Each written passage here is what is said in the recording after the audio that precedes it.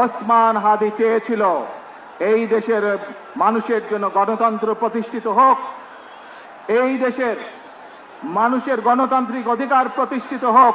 রক্তের ঋণ যদি শোধ করতে হয়, আসুন আমরা আমাদের সেই প্রত্যাশিত বাংলাদেশ গড়ে তুলব। প্রিয় ভাই বোনেরা, কয়েকদিন আগে এই বাংলাদেশের 24-এর আন্দোলনের এক সাহসী প্রজন্মের এক সাহসী সদস্য ওসমান হাদিকে হত্যা করা হয়েছে। ওসমান হাদি শহীদ হয়েছে।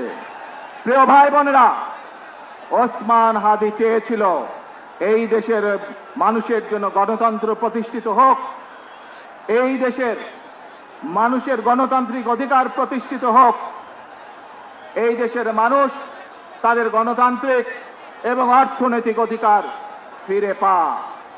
আজ 24-এর আন্দোলনে যারা শহীদ হয়েছেন, ওসমান হাদি সহ 71-এ যারা শহীদ হয়েছেন, বিগত স্বৈরাচারের সময় বিভিন্নভাবে খুন গুমের শিকার হয়েছেন, এই মানুষগুলোর রক্তের ঋণ যদি শোধ করতে হয়, আসুন আমরা আমাদের সেই প্রত্যাশিত বাংলাদেশ গড়ে তুলব, যেখানে আমরা সকলে মিলে কাজ করব, যেখানে আমরা সকলে মিলে আমাদের প্রত্যাশিত বাংলাদেশকে গড়ে তুলব।